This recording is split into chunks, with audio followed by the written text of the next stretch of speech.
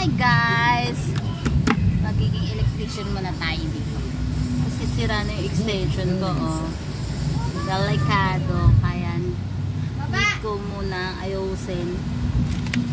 Tinanggal ko na po yan sa pagkakasaksak. So, since ako yung gumawa nito dati, ako rin ang magtatanggal. Wala kasi akong asawa.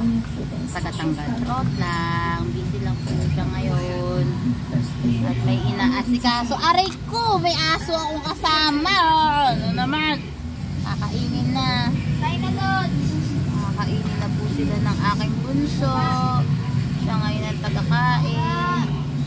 Actually, birthday ng anak ko ngayon. So, wala po kaming handa. Magpapaka-busy-busy na lang kami ngayon. Saka naglilinis din ako ngayon sa bahay dahil may hinahanap ako, pinapahanap ng asawa. Hindi ko mahanap. So, wala nang time para magluto. Bawi na lang kami sa linggo kung lalayas o hindi.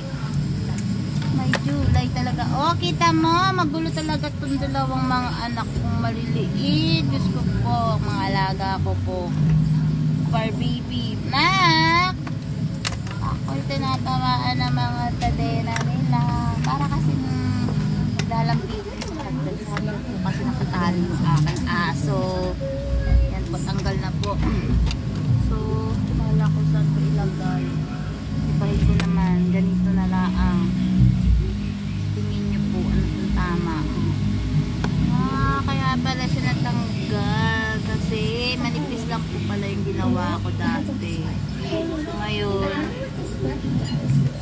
ganito na lang. Para nakikita naman po. Pagka nasasaksak yung mga alaga ko. Maya muna. Post ko muna. Okay guys, ikapit ko na po siya sa dingding. So nabalik ko na lang po ngayon yung kakapit niya. So, para maayos.